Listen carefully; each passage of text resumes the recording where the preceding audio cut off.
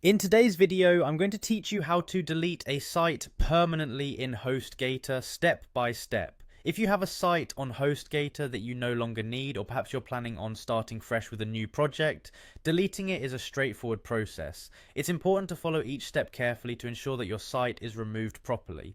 Let's dive right in. First, you'll want to head over to the Hostgator website. You can simply type Hostgator into your search engine, and it should be the first result that pops up. Once you're on the website, look for the sign in button. It will usually be located in the top right corner of the page. Click on it to enter your account details and log in. Remember to have your username and password handy, as you'll need them to access your account. After logging in, you'll be directed to your account dashboard. From here, navigate to what is typically referred to as the home page. This is the central hub of your Hostgator account where you can oversee all your hosting services and websites. Next, find the section labeled websites or similar. This is where all the sites you have hosted with Hostgator will be listed. Click on the websites link to go into that section.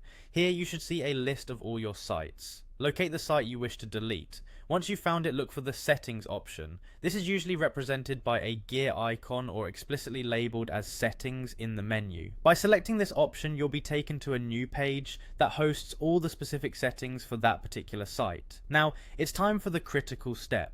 Within the settings page, there should be an option that says delete site permanently.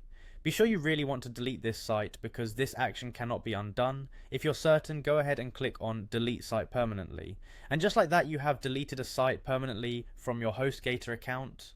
Always double check that you are removing the correct site, as this process is irreversible. It's also a good idea to back up any content you might want to keep before you delete your site, as it will be lost once the site is removed. Thank you for following along with this tutorial. If you found this video helpful, don't forget to like and subscribe for more guides. Good luck with your web hosting journey and whatever new projects you plan to embark on next.